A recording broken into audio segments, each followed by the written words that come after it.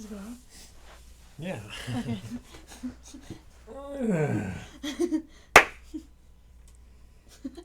All right. What's going on, guys? It's Coach Logan. It's Coach Abby. We just finished our seminar on how to get the most out of your training. These are going to be the main takeaways, main discussion that was had today. So, go for it. All right. So the first thing that we kind of started talking about was assessing your day-to-day stress or weekly stress, or just kind of, how much you have going on at any given time and how that can impact your training and your ability to progress with your training. So just kind of taking an inventory of your stress bucket and what things are currently filling it up and how you're also currently recovering from said stress, because stress is unavoidable. Like biologically, exercise is also stress. So what are you eating okay? Are you sleeping okay? Are you experiencing things that are positively stressful, at least mentally? And then just overall, how are you recovering from your daily and weekly stress? So if you're really feeling it and you come in here to train, it's okay to either reduce what you're doing, totally change what you're doing, or ask the floor coach to help you kind of figure out what to do. But on those days, don't feel like you need to try to do better than you did before, because that actually that is just going to add to your stress level, so of total stress. So it's okay to not push it on those days. So other things on stress. No, that's it. One question that we asked, or that was asked, was do you view stress as a positive or a negative? So just kind of take a minute to reflect on that, if it's something that has a positive connotation or a negative connotation for you, or if it can be both. You don't need to have an answer right now, but it's just something to think about. Right. So, how do you de-stress? Things that you would do. So, negative or positive, whatever stress is for you. Rhymes, maybe. But that kind of stemmed into recovery, just making sure that you are doing the things that you need to. If your nutrition is off or your sleep is off, that size of the bucket will be reduced. If your nutrition is going very well, your sleep is on point, then that size of your bucket can be bigger. So that just would signify your resiliency to whatever stress you're actually going through for either life, fitness, or whatever else might be. Mm-hmm. Cool. Mm-hmm. Then we jumped pretty much square into what was your purpose and your intent for your training. So when you come into the gym, whether it's with an entire new block or the 4 to 5 weeks that we work out that are the same movements, do you understand why you're doing it, what you're doing it for, or do you actually, as a grand scale, understand what you're exercising for, what you want to improve upon? Having a good understanding of your mindset when you come into the gym makes it a lot easier to have the proper expectations that surround your exercise. So if you're coming in and you're competing in sport and you want to do very well, like if you're playing basketball and you know that you need to increase your vertical leap and your day-to-day vertical leap is not increasing, then the expectation would be to do more to improve that. If you're coming in and needing to just improve your overall health, you want to have non-achy knees, you want to be able to play with your grandkids, then the expectation would not be to improve your vertical leap. It would be to leave the gym feeling good, or at least improving over time, feeling better than you were when you first came into the gym. And then We also keep in mind that your purpose and intent can change over time. So it's going to evolve and change with you through your life and through your training journey. So embrace that. And if you feel like you're really trying to force yourself to achieve a certain goal or go in a certain direction with your training, it might be a good time to assess whether that's really what you're feeling good with or aligned with. So just something to think about. reassess. Mm-hmm. Always. And then From there. that was a heartbreak moment for most people. Like, I don't have. Do you have goals? Do I have goals? What are my goals? Wayne Gretzky, you can't shoot something. You can't shoot without goals. You can't make shots without goals. 100% of the shots. You miss 100% of the shots you don't take? Because you don't got goals. Yeah, I You got to shoot at a goal, regardless. Use the 10-cent shoes and $100 squat. Louis Simmons. Oh, that's sorry. Never mind. Regardless, digress. You don't have to have goals. If your intent is coming in here and exercising and being around other people and just moving for the day, then, I mean, that's a goal. You don't have to downsell what you're doing as a day-to-day goal. It doesn't have to be some long-term grand scheme thing that some societal norm puts you into. You don't have to run a 5K. You don't have to do a bodybuilding competition or powerlifting or compete in sport. So day-to-day goals of just coming to the gym, that's definitely worth its weight in gold as well. So Yep. Worth its weight in gold. Oh Snap. Yeah. what was I say? Oh yeah, there's no whatever it is for you, there's no goal or direction with your training that's more valid than another goal or direction. So just keep that in mind, that if it's enough to do it for why you want to do it. Mm-hmm. So that's the stuff that wasn't necessarily in TrueCoach in the documents. So there is a document in TrueCoach that'll run through what we're about to talk about, but there is that for reference if you need to. So the first thing we were talking about when progressing was repetition. Mm-hmm. So repetition, anything from 5 to 30 is going to be hypertrophic and even less. But main thing is stimulus to fatigue ratio needs to be optimal. So 5 to 30 reps, just kind of where we play around. Now, if you're going towards muscular endurance and that's what you and your coach figured out, you might be towards the upper rep range. You might have a 40x1 tempo or something that takes 10 seconds per rep. So that's when you hit the upper rep range. If you are more towards strength, then you have that lower rep range. Was there anything on that one? Why there are rep ranges? Why there are rep ranges. So why you might see 10 to 15 or 12 to 15 Mm. In your TrueCoach, and why we use rep ranges? Because do what you're sold. That's it. Do what you're told. Now, so you have the variability within rep ranges. So let's say you have 10 to 15 reps that you need to complete a back squat with, and you have that 30x1 tempo. So at least twofold. 30x1 is 5 seconds per rep. Then you have 10, let's say you have 10 reps in that set, so that'd be a minimum of 50 seconds. So if you're coming in here and exercising, it at least keeps you on track for your hour. But within that rep range, okay, if I were to do 10 reps with great tempo and good form, and that 10 reps is very, very hard, I know that I'll probably need to drop weight. Now, on the other hand of that, if you are doing 15 reps and it's fairly easy, you know that you can increase load.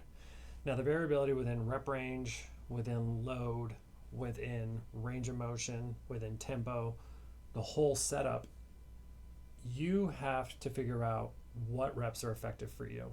So if towards the last 5 reps it's tough, then you're probably lifting enough, having good range of motion, good tempo, and getting the proper stimulus or stress that you need for that lift. So using the rep range gives you that first line of defense and variability and kind of adjusting what you need to. Then we had load. Mm-hmm. So if you're someone who the numbers matter, like if you come in and you're not able to lift more each week, you feel like your world is over and you're nothing and everything you do means nothing, and because 5 pounds wasn't increased on a back squat, you're worthless. Then increasing load is for you. So adding 1 pound, 2 pounds, 3 pounds per week adds up over weeks, 52 weeks in a year. You add 1 pound, 52 pounds to a lift. Thing that we made sure to discuss was compound movements, or movements that involve more muscles that aren't isolation. So back squats, deadlifts, bench press, strict press, bent over rows, those require more muscle groups. Those are the ones that you can easily progress load with because of the amount of muscles that are recruited in there, you have a higher potential of lifting more weight. So then when you increase load, the percentage of that load is lower than what would be in isolation, where that percentage of load would be higher. So, example, you are back squatting 200 pounds. If you increase by 10 pounds, you're increasing 5%. If you have a 50-pound bicep curl and you increase by 2.5 pounds, that's 5%. That's true. It's math. It's math. So I'm trusting you on that. always use the percentage of what you're increasing rather than the actual numerical value.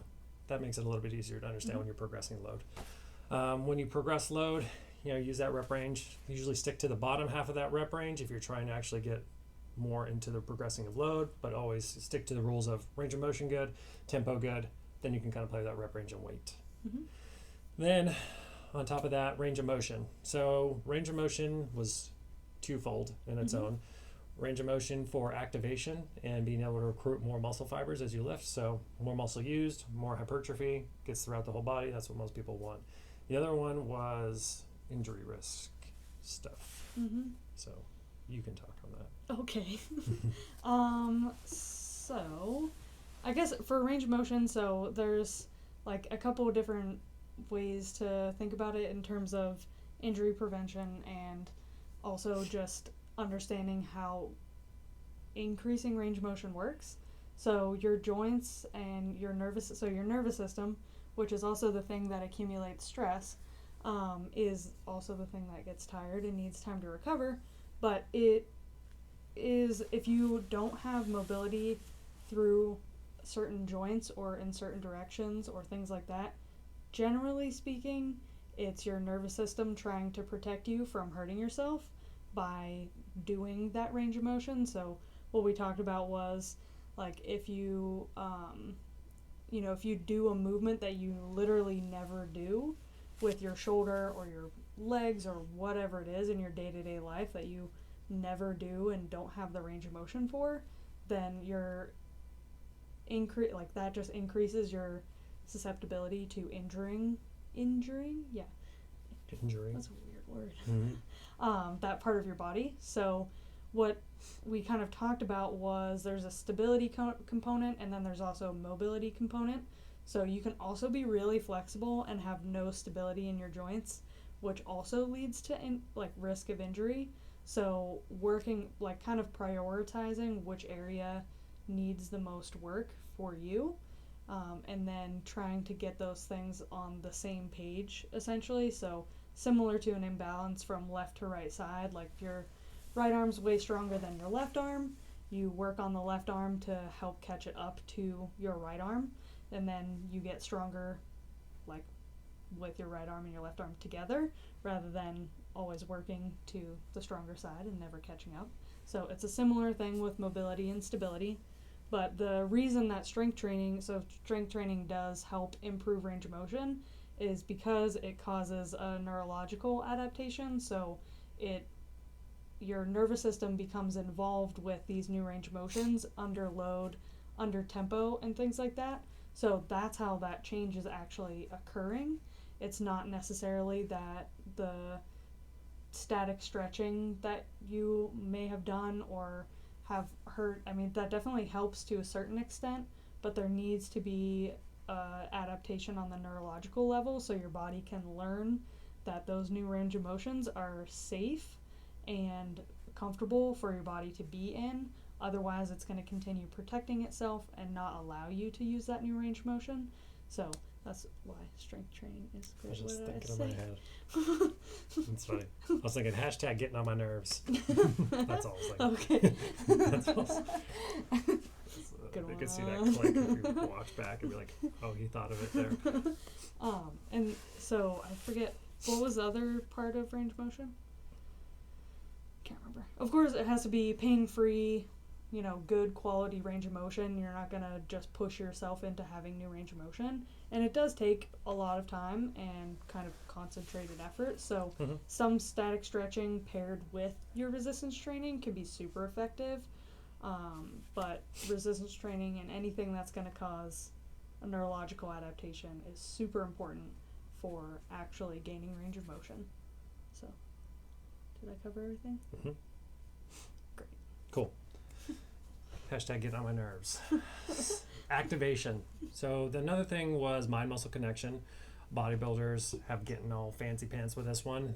Mind muscle connection or activation, just making sure that the proper muscle groups are being worked within a movement. So if you're doing an RDL, you don't want your low back to be taking over the brunt. Now, two things, caveat. You can have muscles working that aren't necessarily the primary drivers in a movement, but when a secondary or a tertiary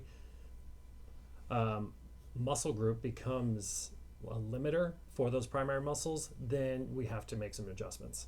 So, example with that RDL or Romanian deadlift, if you are hinging and you're doing great and your hamstrings are getting it, but then all of a sudden you can't get another rep because you feel like your back's going to spaz out, or let's say even within this one, if your forearm grip starts to go out, you have to make any type of accommodation. So whether that is going lighter and making sure that you do feel that activation, or in the instance of your forearms, using straps so you are able to feel that activation in your hamstrings. Mm-hmm. So more specifically, when it comes to mind muscle connection, this is very much specific to an isolation movement. So if you are doing bicep curls, you want to make sure that you're feeling it in your bicep. If you're doing lateral raises, you want to make sure you're feeling on the side of your shoulder. If you're doing lat pull downs, you want to make sure you're feeling your lat more compound, but that's probably to the extent of when compound to mind muscle connection ends. If you're doing a back squat and you're pretty strong and proficient in that movement and you don't feel it in your quads, there's probably some issues. But there's not to say if you're back squatting 300 pounds for 10 reps that you're not activating your quads. You're definitely probably activating your quads at some point throughout that lift. If you're going full range of motion with a good tempo and with the proper rep range and progressively loading. So it's a lot more obvious with a more isolated movement. Right. Yes. If you're getting it or not. Yeah. And then that all translates over to the more compound movements. Mm-hmm. So it's just building neurological adaptation or muscular control. mm-hmm. Hashtag get on my nerves. Right now, flex your lat. Okay. Can you do it? I can do it. Can do it. Same. No, you can't. Try it. You Yeah. can't do it. Just did. Off screen nose wipe. Anyway. Intent. Reiterate intent. Yeah. Go for it. All right. So understanding the intention of your training kind of comes back to that initial understanding of what the purpose is and why you train. So having a good understanding of what your own purpose is behind coming to the gym, training, doing things outside of the gym, whatever it is.